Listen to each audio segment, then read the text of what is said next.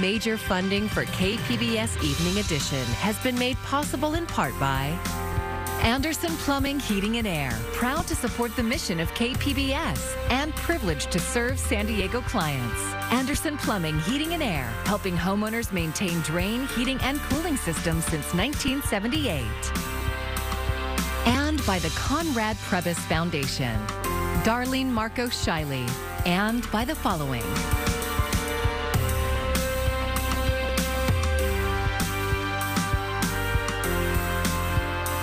By viewers like you. Thank you.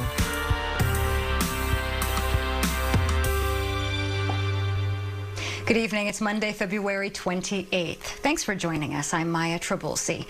First, it was the gloves, and now the masks are set to finally come off. For months and months, anti-mask advocates fought to get rid of them on campus. Now it's set to happen. But as KPBS health reporter Matt Hoffman explains, it's the drop in cases, not the complaining, that spurred the governor's decision. An important day for California, one that is driven by the data and the science. Health and Human Services Secretary Dr. Mark Ghaly says starting Tuesday, the unvaccinated will no longer be required to wear masks indoors.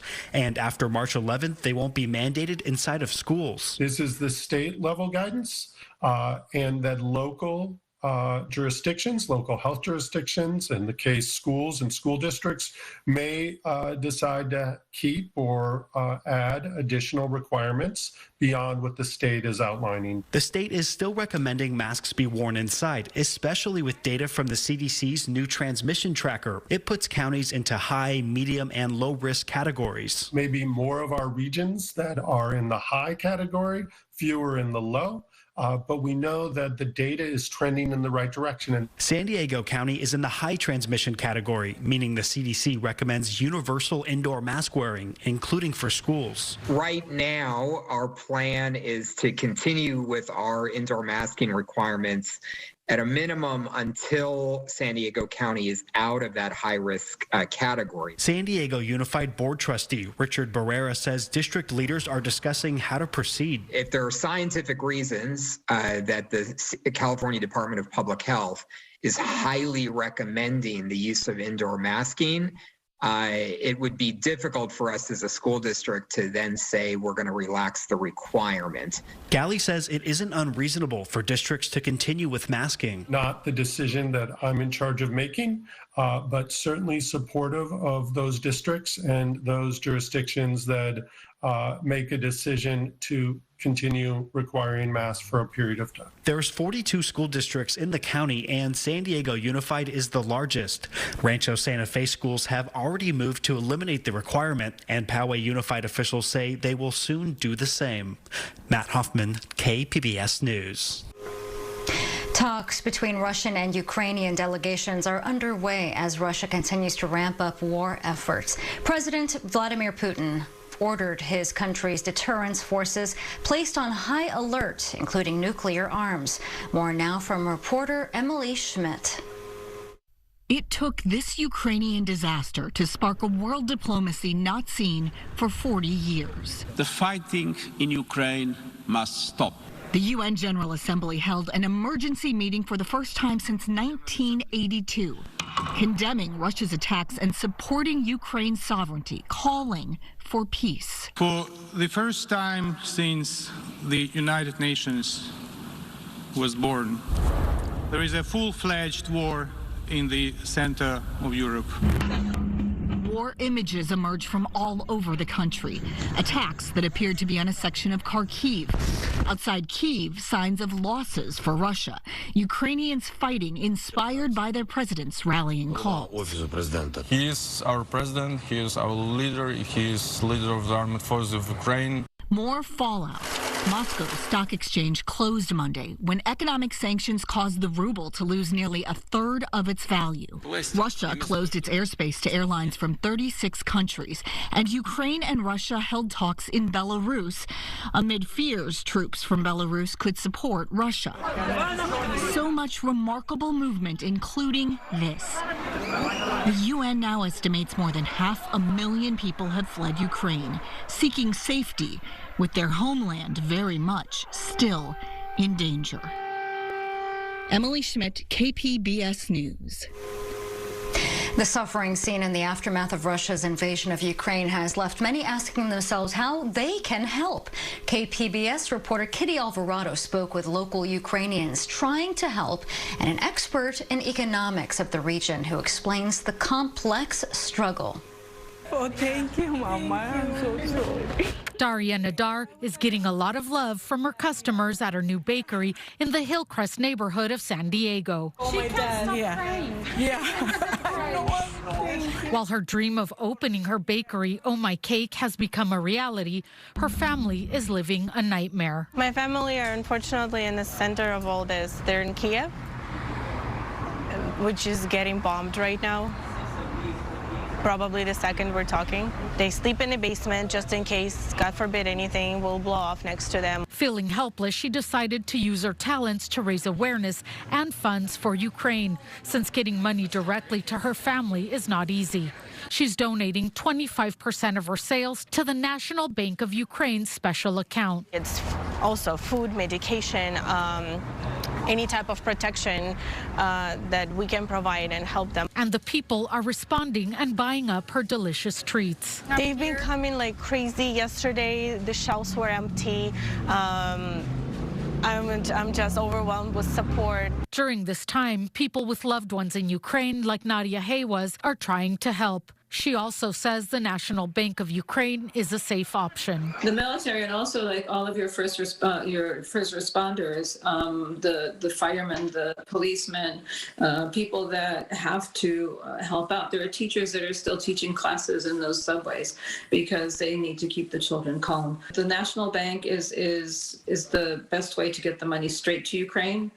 With no wait, it's just your bank transfer. What concerns me is the impact then of the actual conflict on Ukraine. Dr. Alan Jin, an economics professor at the University of San Diego, says he worries for the people who have to flee and the humanitarian disaster looming. He says having organizations on the ground like the International Red Cross and World Central Kitchen is important, but it's just as important to vet organizations before you give, as many will take advantage of the crisis to take from those in need. And as tough as sanctions will be on ordinary Russians, they are necessary. I think the hope maybe is that if there is widespread difficulties, that might cause people then to rise up in protest and maybe impact the government that way. He also says the effects will be felt here too through higher prices, and it's not just oil. Higher prices for meat, higher prices for grain.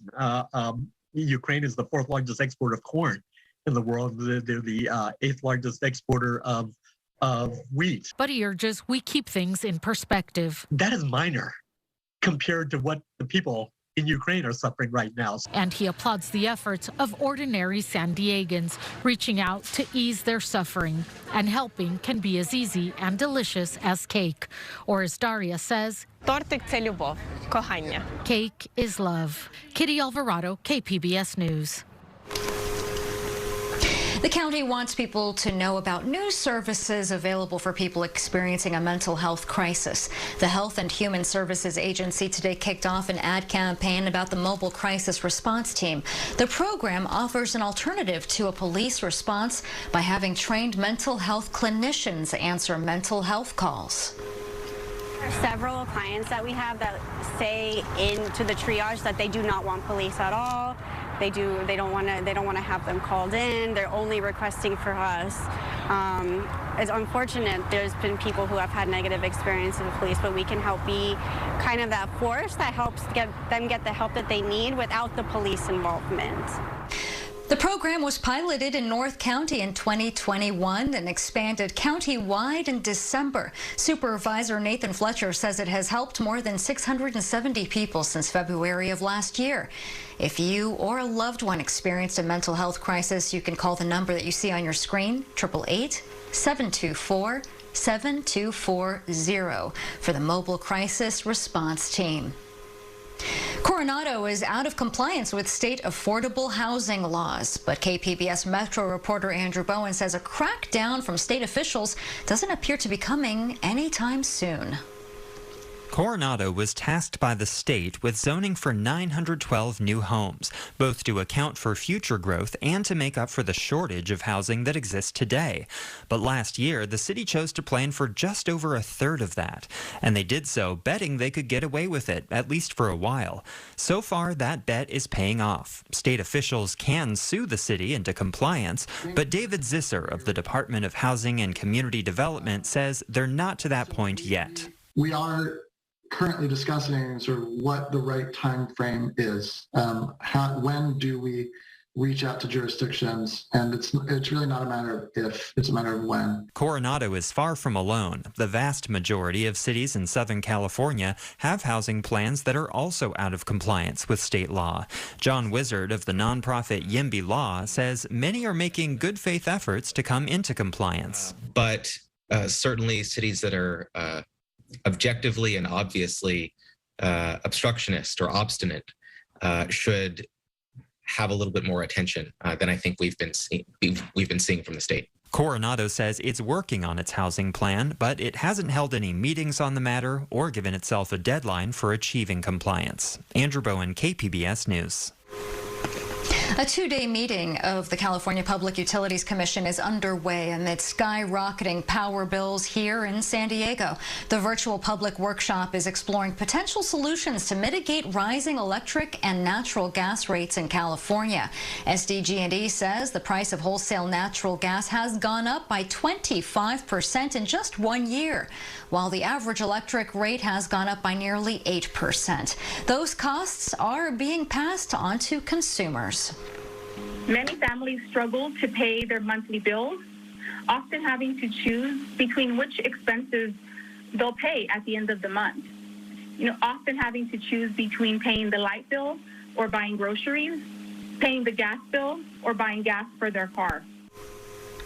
Various panels are being held over the 2 days covering topics including social justice and energy alternatives. Coffee and culture are now being served at a Black-owned cafe in Sherman Heights. And as KPBS reporter Jacob Ayer shows us, the owners say their goal is not just about coffee, but to create a generational wealth in marginalized communities.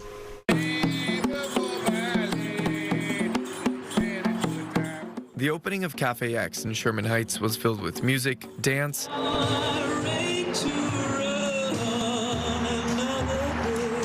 and lots of caffeine and baked goodies.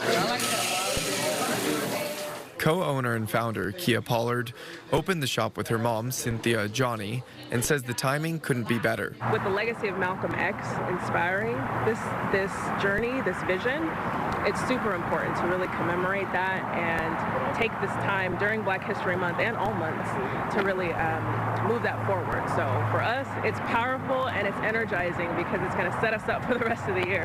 LaToya McElvin and Courtney Jones live nearby and have been looking forward to the grand opening.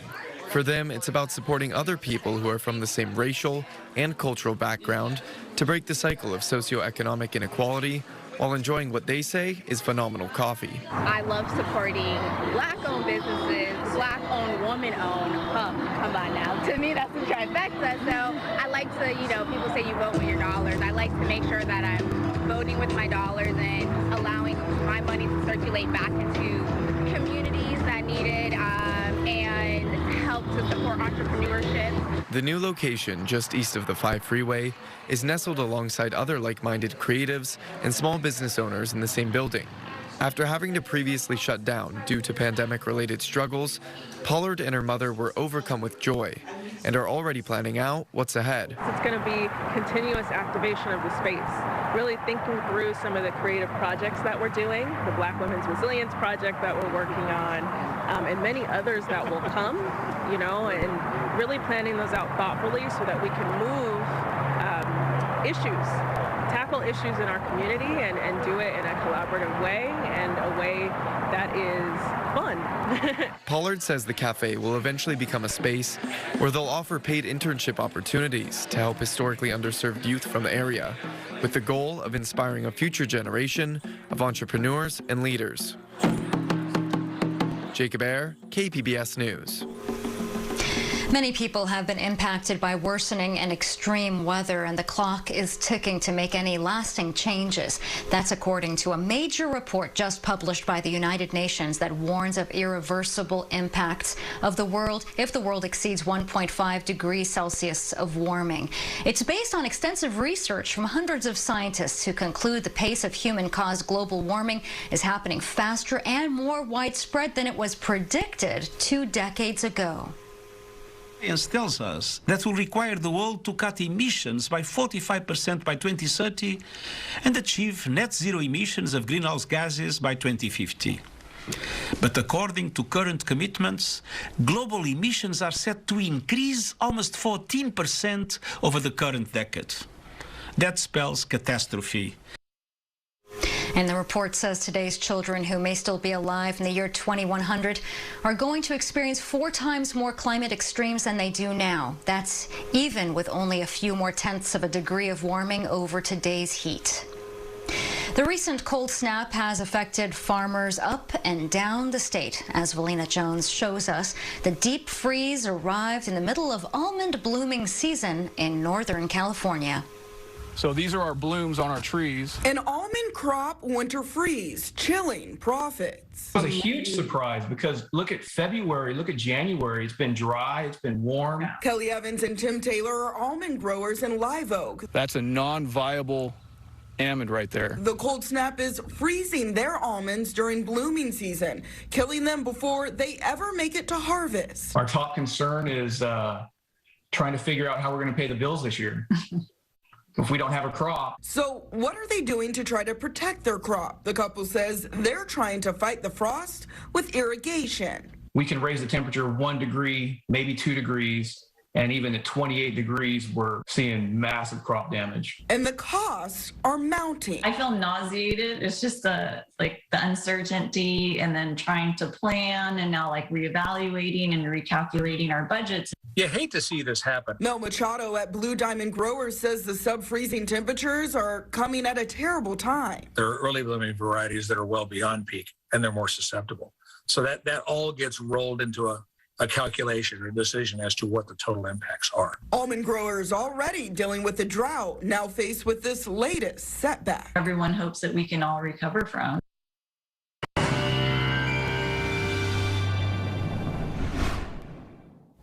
Well, our pattern is going to get more active here over the next couple of days. Some calm weather in the forecast the rest of your Monday, Tuesday, but by Wednesday, the winds are going to start to turn more onshore again as our next storm system is going to be dropping southward. And with that, it's going to bring a drop in temperatures, too, for the later part of the week. We're looking at temps tonight getting back down into the low 40s from Ramona out towards Escondido into Oceanside, right around 15 to San Diego, low 50s in Borrego Springs. Tuesday, again, it's a dry, mild day here for us in the forecast, but by Wednesday, things will start to change a little bit here. Temps in the mid-70s for your Tuesday in Oceanside, mid-70s out towards Chula Vista, Borrego Springs closer to 90 degrees for a daytime high. And then Wednesday, you could already start to see the hints of the next storm beginning to press southward. It's bringing rain into Northern California, and there's a question of whether that moisture actually makes it into Southern California. I think we'll definitely get it in the mountains in the form of maybe some snow later in the week and as we head into the weekend. But the question is, does any of that rain make it all the way to the coast? And right now, it's looking like our temperatures are going to be dropping here, but no rain in the forecast for Friday just yet. Temperatures will go from the mid-70s Tuesday and Wednesday into the low 60s by the time we get towards Friday and Saturday. Further inland, temperatures see a similar drop, but even more dramatic here. Low 80s for you Tuesday and Wednesday, low 60s, so about a 20-degree drop from Wednesday to Friday. Big changes on the way here. In the mountains, temperatures going from closer to 60 degrees Tuesday and Wednesday into the 40s and eventually down into the 30s. And a chance for, again, some snow and rain Friday and into Saturday. And in the deserts, temperatures here will be cooling off too, going from close to 90 degrees Tuesday into the low 80s Thursday, 70 degrees for a high by Friday. For KPBS News, I'm meteorologist Jessica Pash. The two finalists for the permanent job of San Diego Unified Superintendent have spoken, and now it's up to the school board. But the public still has some time to have their say. KPBS education reporter MG Perez has the story. The candidates. Both Dr. Lamont Jackson and Dr. Susan Enfield started their professional education careers as teachers in a classroom. Saturday afternoon, they were back on campus on the auditorium stage of Wilson Middle School, face to face for the first time, determined to become San Diego Unified's next superintendent. I think that this is a community that deeply cares about its children and its public schools. And that is a place that I think any superintendent would be honored to live, lead, and serve in. We will be about diversity, we will be about equity, and we will be unapologetic about being inclusive in the San Diego Unified School District. I would love to tell you that. Interpreters translated every response from the candidates as they answered questions submitted in person and online during a live stream of the event. Parents, teachers, and even students wanted to hear about solutions to racism and inequity in San Diego schools. Statistics show that black students in San Diego Unified are 3 times more likely to be suspended than white students. Leadership is not a popularity contest, and when you are genuinely, authentically leading for equity to serve all children equally well, you will make unpopular decisions, but you have to stand by what you believe in, and I believe deeply that we can do better as a public education system. We need training for our adults because we recognize that we do have bias and we do act through racist behaviors. And we have to live into the fear that this may have been how we were raised, but it does not mean this is how we will remain. On the topic of students with special needs, Dr. Enfield has a plan of inclusion instead of separation, and Dr. Jackson will make changes to individual educational programs known as the IEP. Often we write our IEP goals and we are now teaching to the IEP rather than teaching to the child. And that is fundamental. Yep. Figuring out how we can make sure that every child sees themselves as included in their school community. And that means working to dismantle as many self-contained programs as we can. Public reviews came quickly. Katrina Hassan is a parent. I did like the fact that Dr. Jackson mentioned positive discipline, right? And the fact that Dr. Enfield mentioned building relationships with students. Melissa Agudelo is a co-principal at Lincoln High School. I appreciated the specificity of the questions. I thought that the moderator and the lists in general were the right questions to ask. Questions around kids of color, questions around special education students. The public input isn't over yet. District officials have set up an online option for anyone who still wants to make a comment with a quick click on the superintendent search tab on the district's website. A decision on who gets the job is expected within a month. MG Perez, KPBS News. You could say it's the 9th inning between players and owners in Major League Baseball. The two sides are trying to end the lockout and salvage a March 31st opening to the regular season. If a deal isn't reached now, we could see the 162-game season shortened. Both sides have been far apart on a collective bargaining agreement on issues such as revenue sharing, minimum salaries, and playoff expansion. It's Girl Scout cookie season, but a local troop is providing a different kind of service to their community. KPBS Speak City Heights reporter Jacob Ayer shows us how a local organization is helping young girls stay in touch with their East African culture. 8, 4, 5, 6. On Monday evenings, the nonprofit group United Women of East Africa opens their doors to the women of the future, the members of Girl Scout Troop 4307. Like us Muslims, we don't have a lot of group activities and stuff. And so this is a lot for my daughter, so she can learn about her religion, her culture, and all that stuff. Girl Scout parent Lula Idris is a refugee, like many of the parents from her daughter's troop. She says growing up in San Diego can make it difficult to pass on customs and traditions to their children. That's why she's happy to have found this specialized Girl Scout program for her daughter. Hanan Shifra and Faiza Warsame work for the women's group. we're all a melting pot of different cultures. There's people from Somalia, Ethiopia, Eritrea, Kenya, Sudan, you name it. So I feel like as much as we bring culture into it, the kids themselves get to learn about the different cultures, and they get to embrace that and really just find out who they are. Right now, the troop should be in the midst of Girl Scout cookie season. Unfortunately, the pandemic has halted their selling efforts for the time being. Some of the girls were a bit disappointed, but they have other things to be excited about, says troop member Firdaus Abdurazak. Like right now, we just did an exercise and then icebreaker, and then we did a painting, so that's what I really like, because I really love art, so that was the most happiest part about it. Beyond selling cookies, the troop teaches the young girls how to become leaders of tomorrow, while breaking down stereotypes and, of course, having fun. Right, we'll read about women in Islam. The key roles that they had, right, that women are looked at equal to men, and just kind of uplifting and empowering them, just so that they know that their religion is not something that they should be ashamed of, but more something that they should be proud of. United Women of East Africa offers many other programs that cater to immigrant families. They also provide tutoring services, leadership training workshops, and girls basketball programs. Jacob Ayer, KPBS News. And you can find tonight's stories on our website, kpbs.org. Thanks so much for joining us tonight. I'm Maya Trabulsi. Have a great evening. Major funding for KPBS Evening Edition has been made possible in part by Anderson Plumbing, Heating and Air, proud to support the mission of KPBS and privileged to serve San Diego clients. Anderson Plumbing, Heating and Air, helping homeowners maintain drain, heating, and cooling systems since 1978. And by the Conrad Prebys Foundation, Darlene Marco Shiley. And by the following: